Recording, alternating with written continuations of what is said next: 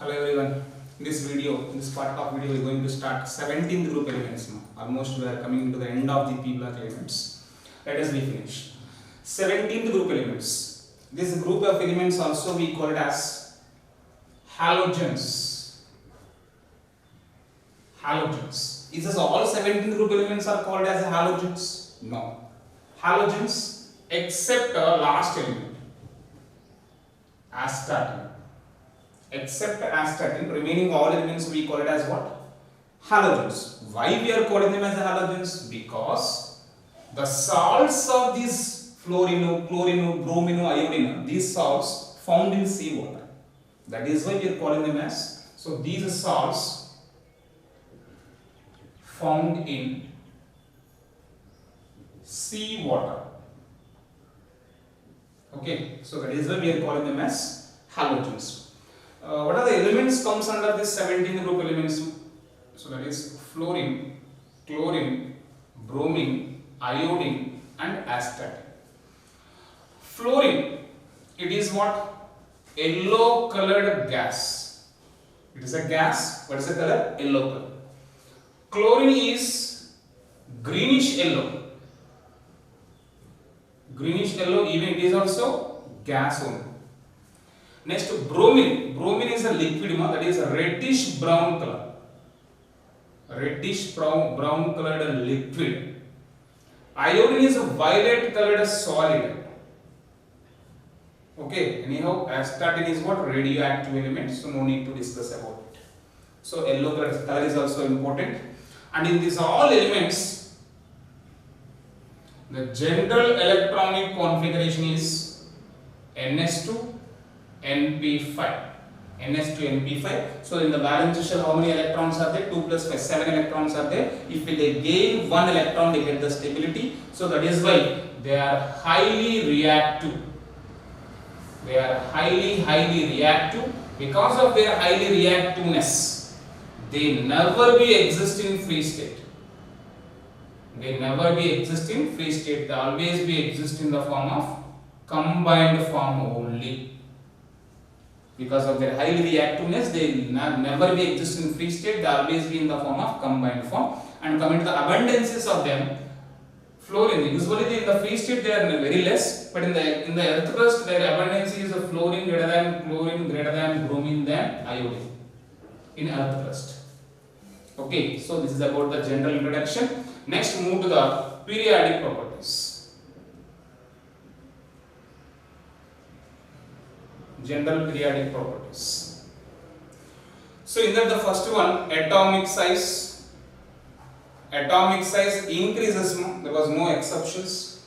Okay, from top to bottom it will be increases. Next, ionization enthalpy, if you see, it will decreases. Next, third one, electronegativity, if you see, electronegativity also will decreases. Regular trends only. And enthalpy of hydration, if you see the hydration enthalpies also will decreases. Fluorine has highest hydration enthalpy because of small size. Okay, so decreases. Next, electron gain enthalpy, already we discussed what is the order of the electron gain enthalpy. It usually decreases, but with one exception, that is what? Electron gain enthalpy of fluorine is lesser than chlorine. Okay, so it will decreases with one exception. What is the reason why fluorine having less electron affinity than chlorine? Because of small size of fluorine, the addition of electron is very difficult. Because of larger electron repulsions, addition of a new electron is difficulty. That is why electron affinity of fluorine is lesser. So with one exception, that is chlorine greater than fluorine, then bromine, then iodine. So this is the order of electron gain enthalpy. So the reason is because of small size, large electron repulsions, addition of electron is difficulty. That is why. So this is about the electron affinity. Next, move to the density order. So what about the density? Density usually it follows regular trend only, increases. When you go from top to bottom, it will increases. Even melting boiling point orders also, they follows regular trends now.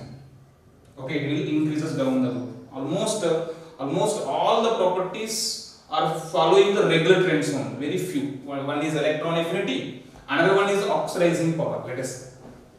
Next one, oxidizing power. Oxidizing power, no, not oxidation state, oxidizing power. So if you see the oxidizing power, it will decreases down the road. Decreases down the road. That means fluorine greater than chlorine, than bromine, than iodine. Okay, what do you mean with the oxidizing power? Oxidizing nature means the ability of a substance to oxidize the neighbor. Oxidizing the neighbor means itself undergoes reduction. Reduction means gaining of electron. As we know in electronic affinity, electron gain enthalpy, here they may ask an important question. Okay, why fluorine is strong oxidizing agent than chlorine, even though electron affinity of fluorine is less than chlorine? Electron affinity means addition of electron. Na? Adding electron to the fluorine is a difficulty than chlorine, but fluorine is acting as an oxidizing agent. Tell me what is the reason? Yes, see that. Yes, no doubt fluorine is a strong oxidizing agent than chlorine. To understand that, you should know a small concept, that is what, for example, you take a halogen.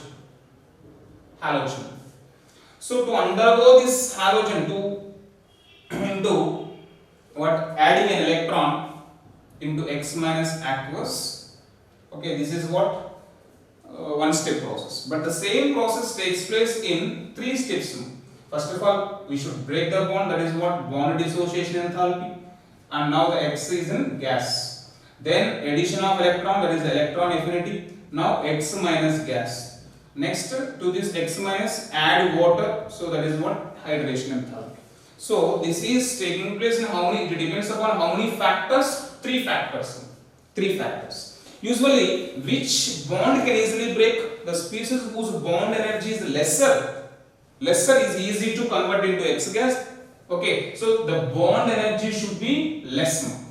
Bond energy should be less. If you see the bond energies, have we discussed the bond energies? No. Here, if you see the bond energies, if you see, fluorine bond energies decreases, but with one exception. With one exception. What is that? Chlorine greater than, bromine greater than, fluorine than iodine. So fluorine is having the lesser bond enthalpy than chlorine and bromine.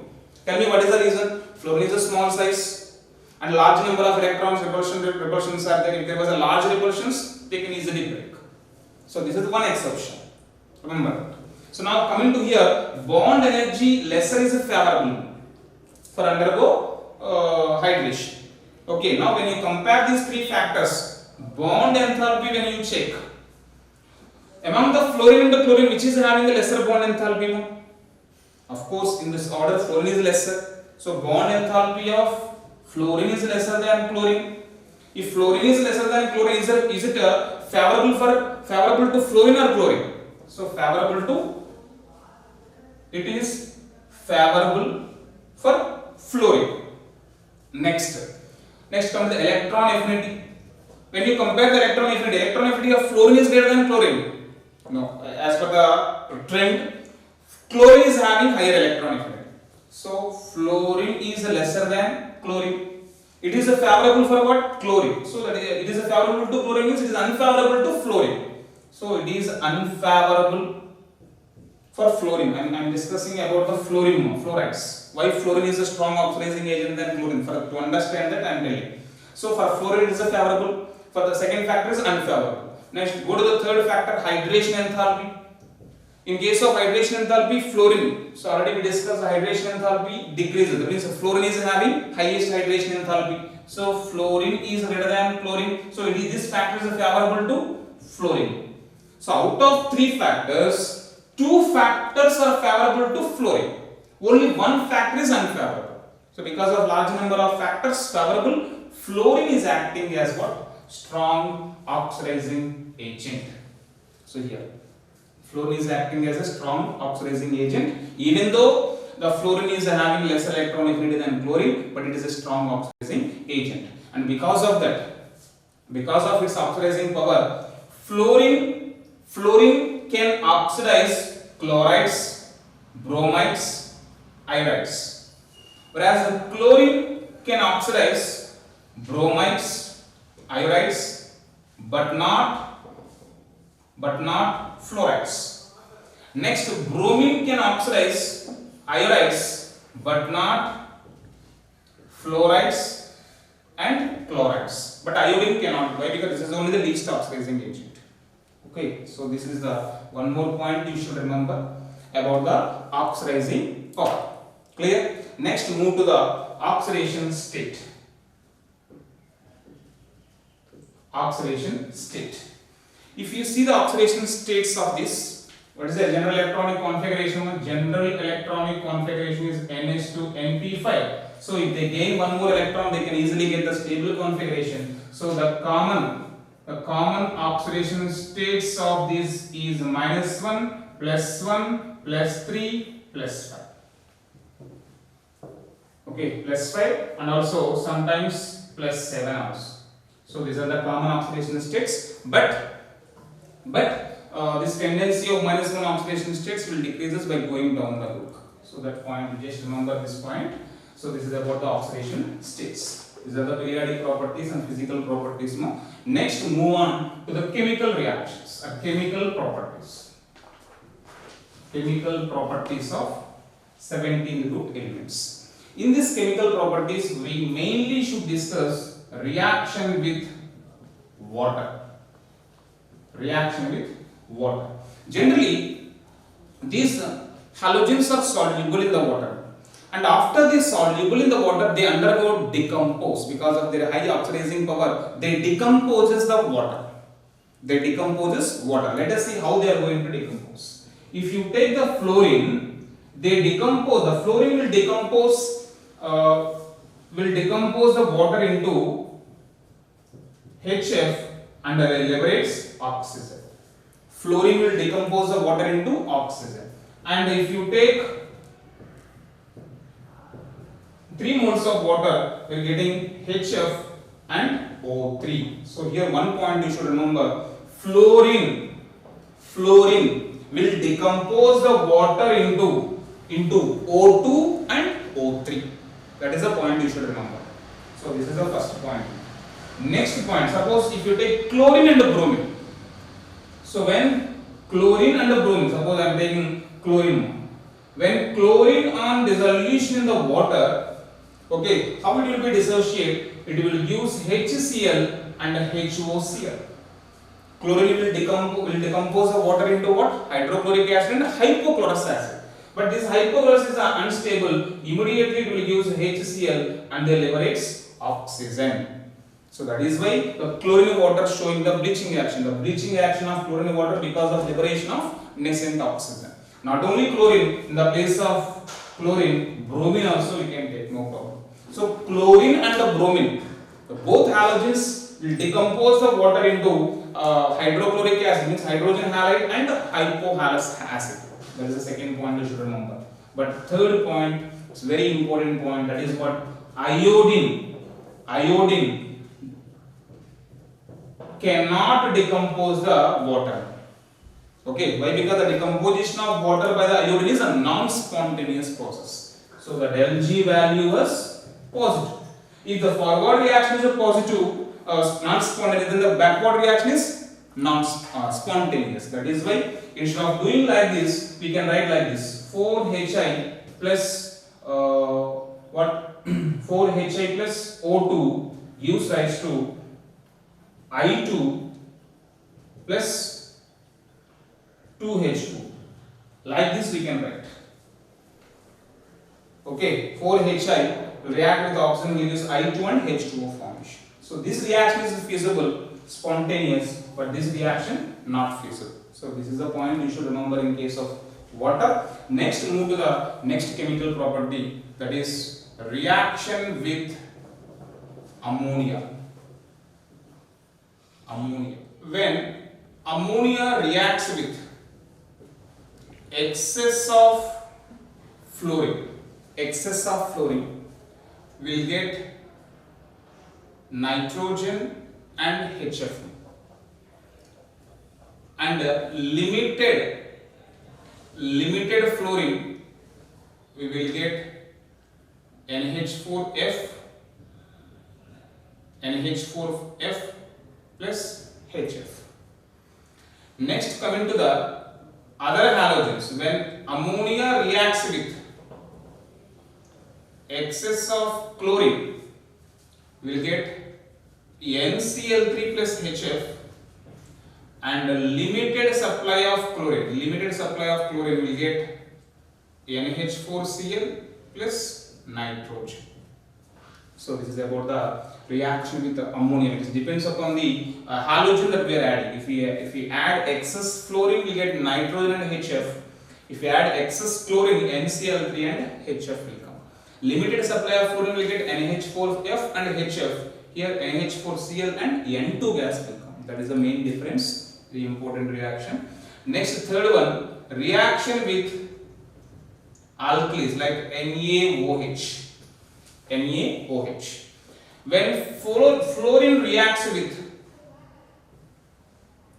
cold diluted NaOH and hot concentrated NaOH. Cold diluted NaOH, hot concentrated NaOH. One point you should remember, here the product is NaF and H2O and OF2. OF2 is a gas that is very important. In case of hot concentrated NaOH, we will get NaF plus H2O plus O2 will come. That is the difference. Here OF2 will come, here O2 will come. So next, reaction with chlorine. Suppose any other halogen, not only chlorine, any other halogen except fluorine. So I am taking chlorine. If you treat with cold diluted NaOH, we will get halide, that is NaX, NaCl and sodium hypochlorite, NaOCl. Sodium chloride, sodium hypochlorite. Whereas hot concentrated NaOH, we will get NaCl plus NaClO3. Sodium chlorates will come with the hot concentrated and cold diluted, different products will come. Chlorine will give sodium chloride, sodium hypochlorite, whereas with the hot concentrated NaOH will give sodium chloride, sodium chlorate. Here plus here chlorine is in a, what is the oxidation statement? Plus 1 minus 2, plus 1 oxidation statement. Whereas here chlorine is in plus 5 oxidation state. Okay, so this is about the reaction with NaOH. Next, a few chemical properties, that is the reaction towards hydrogen. When these halogens H2 reacts with the halogens, they form the corresponding hydrogen halides. If you see this, HF, HCl, HBr, HI, different types of hydrogen halides. In this, HF is only liquid. Remaining 3 are what? Gases, vapor state. Okay, and when you come from HF to HI, what change is taking place? Let us see. What happened? The bond length, size increases, na? Bond length increases. If bond length increases, what happened? The bond energy, no? Bond energy decreases. If the bond energy decreases, we can easily break and we can release the H plus ion. So acidic strength increases, no doubt. Okay, acidic strength increases. If the acidic strength increasing, they reduce in nature. Reducing agent nature also will increase. Okay, if we can easily break them. Okay, if bond energy decreases, so we can easily break them. What happens? The stability, thermal stability decreases. So these are the changes in case of hydrogen halides. So among the HF, HI, which is more acidic, HI. Why? Because acidic strength increasing. That is why HI is more acidic, HF is less acidic. This is a liquid and these are what? Gases. Clear? Next move to the reaction with oxygen. Reaction with oxygen. When these elements reacts with oxygen, they forms different metal oxides. They form their corresponding oxides. Especially if you take oxygen, when oxygen mixed with the fluorine, they forms two types of oxides. What are those? Already we discussed. One is OF2, another one is O2F2. And when you compare these two, OF2 is a stable form. Okay, stable oxide of, this is what? Fluoride of oxygen, not oxide of fluoride. These are fluorides of oxygen. So this is a stable fluoride than this one. And one more thing, these two are using as what? Fluorinating agents. Wherever we wanted to add, we wanted to transfer fluorides, we use any one of them. They both are good fluorinating agents. And especially this O2F2, where we use in nuclear fuels, okay, to remove the impurities of plutonium. When plutonium treated with O2F2, okay, this plutonium will fluorinate this PuF2 into PuF6 and it will be settled down. Like this we can remove the impurities of plutonium fluorides and O2 will come out as a gas. So like this in nuclear fuels, to purify them, to remove the impurities of plutonium difluoride, we use O2F2. That is a specialty. Next, coming to the chlorine, if you take, when it reacts with the oxides we are taking, when the chlorine reacts with the oxygen, they forms four different types of oxides. Okay, what are those? One is Cl2O, another one is ClO2, and next one is Cl2O6, and the next one is Cl2O7. And Cl2O, this is on hydrolysis. On hydrolysis, we will get HCl, hypochlorous acid. That is why Cl2O we call it as what? Anhydride of hypochlorous acid. Next, ClO2, this on hydrolysis we will get HClO and HClO2. Okay, not HClO, HClO2 and HClO3. O2 and O3. This on hydrolysis will get HClO3 and HClO4, and this on hydrolysis we will get HClO4. Simple point I will tell you. In Cl2O, what is the oxidation state of chlorine? +1. Here also +1. Same oxidation state will come. Suppose if it is even oxidation state, for example here chlorine is what? +4. It will give +3 +5 oxidation state. +3 means here this is +3 and this is +5 oxidation state. Here what is that oxidation? +6 oxidation state. That means it will use +5 or +7. +5 means here +5 and +7 oxidation states. Here this is +7 oxidation state, same oxidation state will come. One point, if oxidation state of oxide is odd number, same oxidation containing acid will come. If it is even number, it will use just before and after oxidation states. That means they act as what? Mixed anhydrides. Here ClO2 and Cl2O6 both are what? Mixed anhydrides. And one more thing, ClO2 is acting as a bleaching agent in paper industry. Okay, ClO2 is used as what? Bleaching agent. So this is about the reaction with oxygen. With this, almost all chemical reactions of 17th group elements have been finished. Let us move on to the compounds of 17th group elements. In the compounds of 17th group elements, we mainly discuss chlorine preparation and the properties. And after the chlorine, next we will discuss oxo acids of chlorine. And after oxo acids of chlorine, interhalogen compounds. These are the three compounds that we are going to discuss. Let us discuss one by one. The first one, chlorine. So this was first time prepared by Scheele. Okay, it's not important. How to prepare this chlorine? And what is the color of this chlorine gas? It's a diatomic gas, and this is a greenish yellow colored gas. Okay, and chlorine, if you take preparation of chlorine, if you see preparation, we can prepare the, see that chloride ion on oxidation, we will get chlorine. Simple logic. When chloride ions on oxidation, we get chlorine.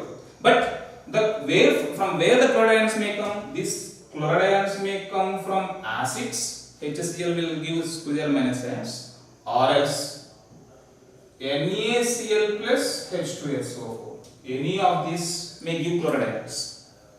Okay, HCl on oxidation will get chlorine. NaCl plus H2SO4 on oxidation also will get chlorine. Simple trick. If you remember this trick, you can easily do that.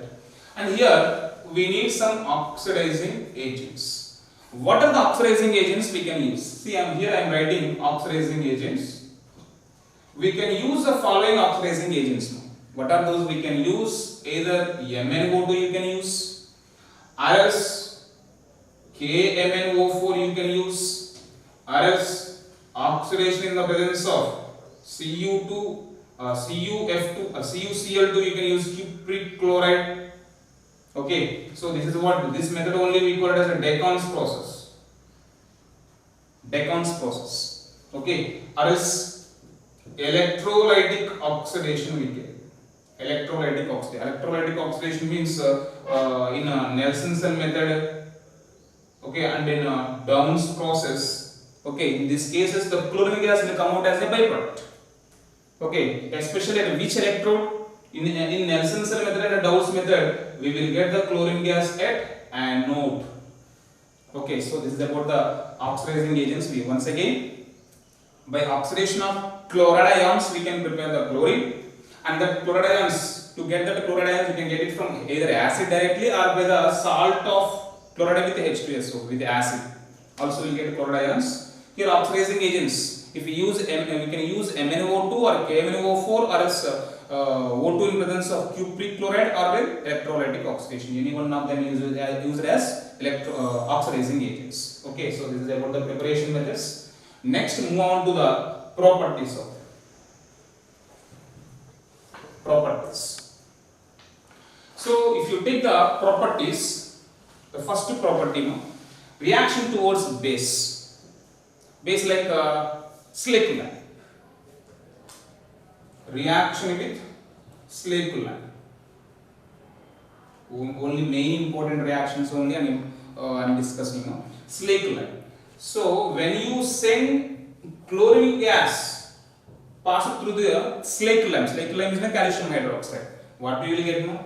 CaOCl2, bleaching powder plus water will come. CaOCl2. This is what we call it as bleaching powder. This is also we can write it as CaClOCl. What is the name of this one? Calcium chlorohypochlorite. In this the chlorine, one is a +1 oxidation state, -1 oxidation state, another one is what? +1 oxidation state. So different oxidation states they shows. Here -1 chloride, here hypochlorite. In a hypochlorite chlorine oxidation state +1. Okay, this is about the reaction with the Slakeland.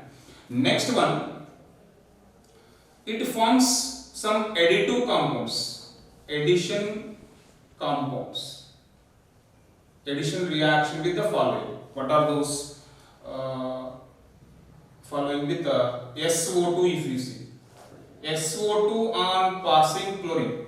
Okay, we'll get in presence of charcoal.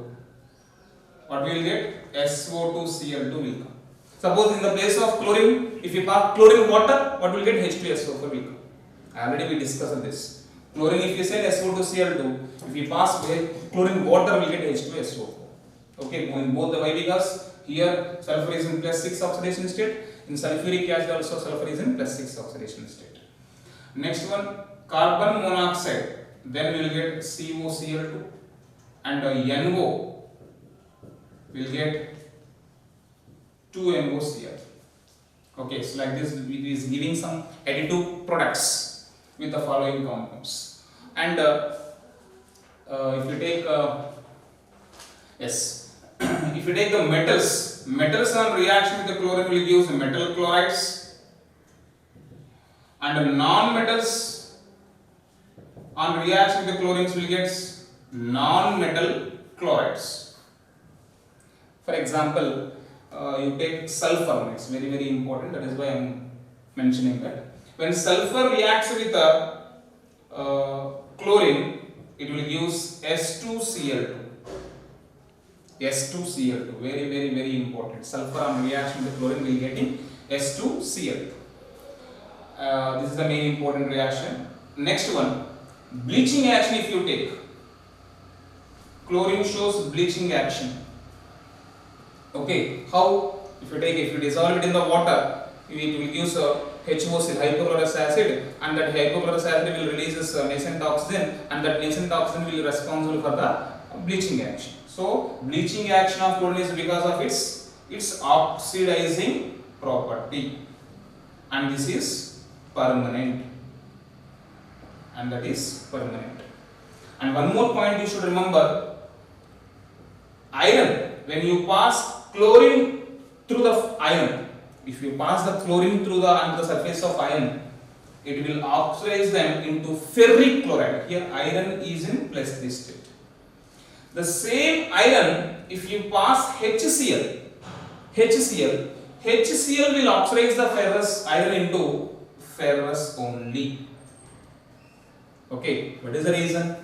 What is the reason here? Because the formation of hydrogen. This hydrogen is a reducing agent. It reduces the formed ferric chloride into ferrous. So because of its reducing nature of byproduct, HCl cannot oxidize the iron into ferric. It will oxidize this only into ferrous. Okay, so this is about the chlorine preparation and properties. Okay, next move on to acids of chlorine.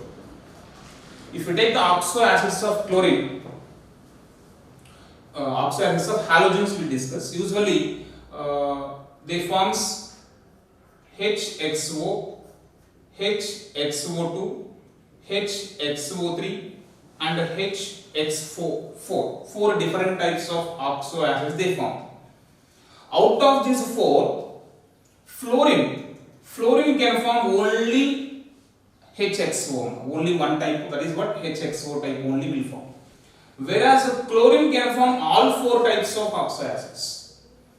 Whereas bromine and iodine, they forms only higher, that is HXO3 and HXO4 type of oxo acids only will form. This table is remember. And now most of the oxo acids are formed by which gas? Chlorine gas. That is why let us discuss oxo acids of chlorine. Yes, chlorine will form four types. What are those? One is HClO, another one is HClO2, another one is HClO3, and another one is HClO4. In these all oxo acids, two common points you should remember. Two common points. What are the two common points? One is hybridization of chlorine. Hybridization in all these is sp3 only. That is the one common point. And the second point is their basicity. Basicity is also 1. All their releases can donate 1 proton only, 1 H plus only. And if you see that, what are the ions? This is what hypochlorous acid. What is the name? Hypochlorous acid. This is the chlorous acid. This is the chloric acid. This is the perchloric acid. And if you see the oxidation states, here chlorine is in +1 oxidation state, here +3 oxidation state, +5 oxidation state, +7 oxidation states. Okay, and what are the ions that they are producing after they releases the H plus ions? So one will produce a ClO minus, another one will produce a ClO2 minus, another one will produce a ClO3 minus, another one will produce a ClO4 minus. What is the name of this one? Hypochlorite ion, chlorite ion, chlorate ion, perchlorate ion. Okay, so coming to this. What is the oxidation state? Same oxidation states now. +1, +3, +5 and +7. Now the question is, what is the number of lone pairs and bond pairs and what is the structure? Okay, and the sigma pi bonds, they may ask you. See that in ClO minus, how many of here bond pairs and here lone pairs? So how many bond pairs are there in ClO minus? Cl7 and it having a minus charge. 8 out of 8, 2 are involving in bonds. So total how many are there?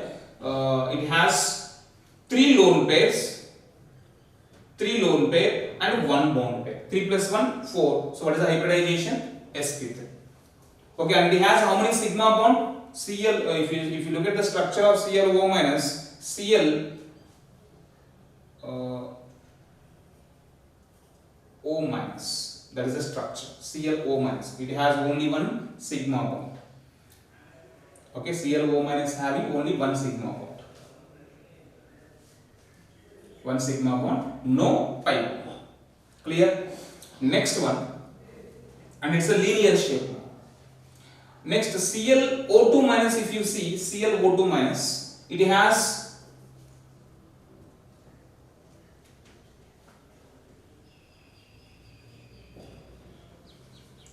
one, two, three, four. Two bond pairs, two lone pairs. Two bond pairs, two lone pairs. Total 4 sp3 hybridization. But it is a AB to E2 type. As per the Vesper theory, it should be. It has two sigma bonds, and one pi bond. Two sigma bond, one pi bond. And what is the structure? Bent structure. AB to E2 is a bent or angular shape. And ClO3 minus structure, if you see Cl.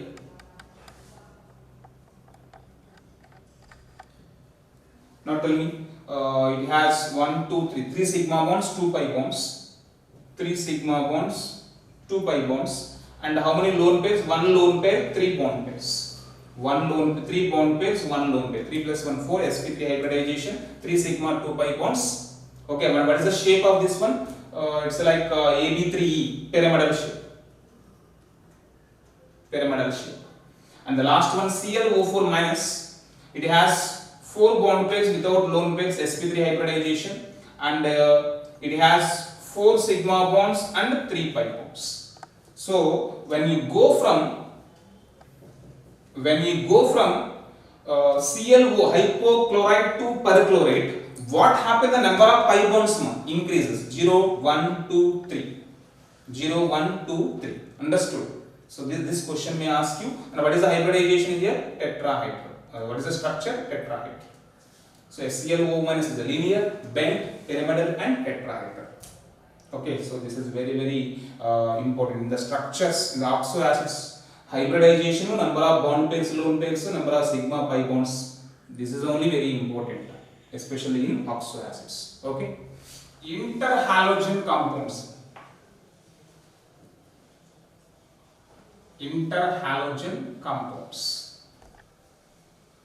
The interhalogen compounds means the compounds which are made up with a mixing of 2 or more than 2 halogen atoms. So we represent these interhalogen compounds with either X prime N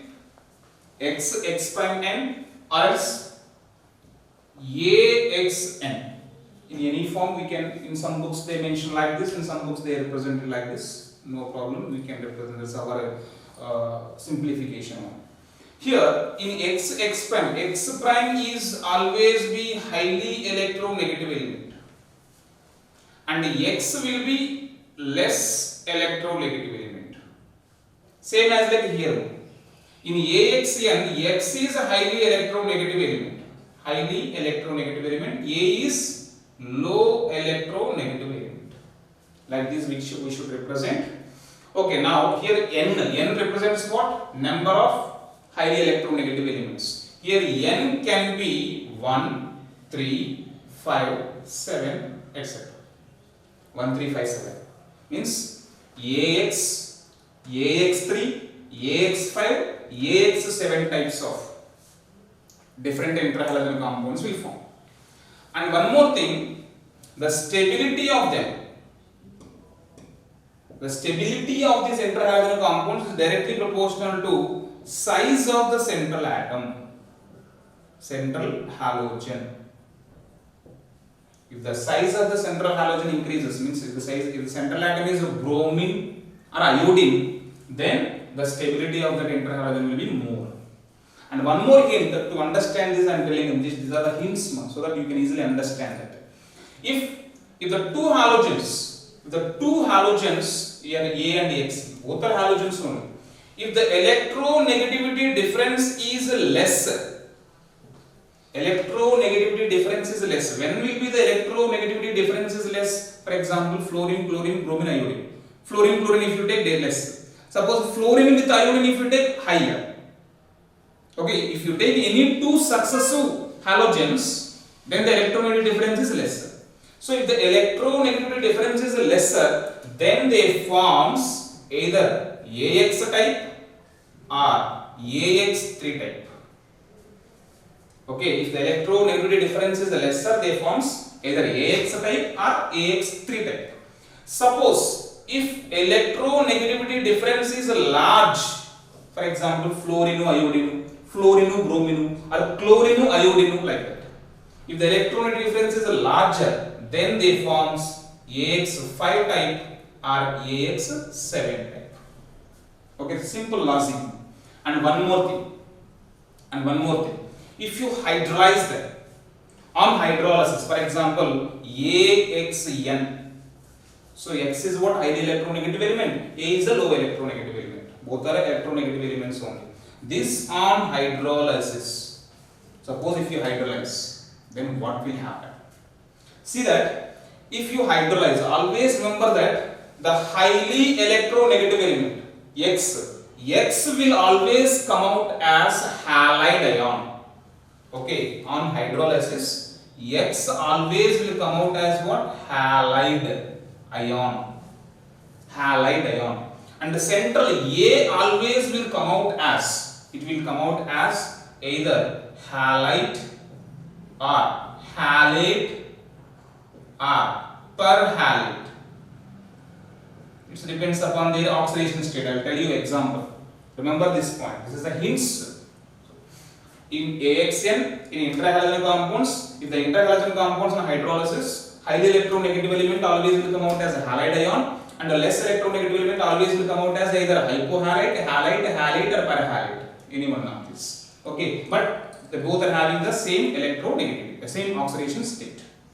Okay, whatever the oxidation state present in this should be having the same. For example, I am taking ClF3. I am taking ClF3. If ClF3 on hydrolysis, what are the products will come? What are the products? Fluorine is a highly electronegative element, so fluorine should come out as halide fluoride HF plus. This chlorine, what is the oxidation state of chlorine here? +3. +3 oxidation containing oxo acid is what? Or halide ion is what? +3. So ClO, suppose XO minus, XO2 minus, XO3 minus, XO4 minus. These are the different anions. In XO minus +1, this is +3, this is +5, this is +7. So +3 oxidation containing halide ion. So it will come out as what? HClO2. Okay, why? Because here chlorine is in +3 oxidation state. Here also it is in +3 oxidation state. For example, BrF5 you have taken. BrF5. Now tell me, what on hydrolysis of this, what we will get? We will get fluorine will come out as a fluoride. Bromine will come out as what? Here in BrF5, what is the oxidation state of bromine? +5. +5 oxidation containing halide ion is what? XO3, halide ion. That is why you are getting HBrO3 will come. O3 will come. Clear? So like this we can easily write the products of hydrolysis. And one more point you should remember, how to prepare this compounds AX, Suppose if both A and X are taking in equal amounts, we will get AX. Suppose if X is an excess, then we will get AX. Both are in equal amounts, we get AX. If X is an excess, AX3, AX5, AX7, like this kind of products will come. Okay, so that is a simple method of preparation. And the order of reactivity, if you see, order of reactivity, when you compare the halogens and interhalogens, which are more reactive. Always remember that interhalogen compounds are more reactive than halogens except fluorine. Fluorine is exceptionally more reactive than interhalogen compounds, whereas the remaining all halogens are what? Lesser reactive. What is the reason? See that fluorine, and here AX, and here XX. So as per the NCERT, what is the reason they given? What is the reason why interhalogen compounds are more reactive than halogen? In NCERT they given the interhalogen compounds are more reactive because of less bond energy. So reactivity is inversely proportional to bond energy they given. So interhalogen compounds are having lesser bond energy, so that their reactivity is more. If that is true, then why the fluorine is more reactive? Why? Because in bond dissociation energy, the bond energy of fluorine is lesser than chlorine. No? So, as of my point, this reason is wrong. But of course, we should follow the NCERT. As per the NCERT, they given reactivity and bond energy both are inversely proportional. Because of that reason, interhalogen compounds are more reactive. But as of my point, the correct reason is the interhalogen compounds are more reactive than halogens because interhalogen compounds are having more polarity. Because of more polarity. Because of more polarity, interhalogen compounds are more reactive. Okay, so that is my view. So I think this is the correct reason. Because of more polarity, interhalogen compounds are more reactive than halogens. But as per the NCERT, in NCERT they given what is the reason for more reactivity of interhalogen compounds now? Because of lesser bond energy. Okay, and if you see the hybridizations of them, AX, AX3, AX5, AX7. Let us see. Here, how many of bond pairs are there? The bond pairs are 1. Lone pairs 3 are there. 1 plus 3, 4. So what is the hybridization? sp3 hybridization. But what is that? Only one bond pair, so it will be linear shape. Linear shape. Next, AX3 if you take, how many bond pairs are there? 3 bond pairs are there. Out of 7, 3 are involving in bonding. Remaining 4 are that? Remaining 4 are present as a lone pair. So total 2 lone pairs are there. 3 plus 2, 5. So sp3d hybridization. If it is sp3d hybridization, regular geometry is trigonal bipyramidal. But because of presence of 2 lone pairs, it becomes what? T shape. Best example ClF3. ClF3 is the best example for this. Okay. Next one. AX5, it has 5 bond pairs, 1 lone pair, 5 plus 1, 6. So as per the Vesper theory, this is what? sp3d2. sp3d2 regular geometry is octahedral, but because of 1 lone pair, octahedral geometry becomes what? Square pyramidal. Square pyramidal. Clear now? Best example, BRF5. BRF5. Next one, AX7. AX7 means it has total 7 bond pairs, 0 lone pairs, total 7. That means sp3d3. So it is having a regular geometry only because of no lone pairs. So what is the regular geometry of sp3d3? Pentagonal bipyramidal. Pentagonal bipyramidal. So best example IF7. So this is about the hybridizations and geometries of interhalogen compounds. Okay, I hope the interhalogen compounds are easy to you. I have covered almost all important points in the P block. 15th, 16th, 17th and 18th group is remaining. That 18th group tomorrow class along with the D and F block we will discuss.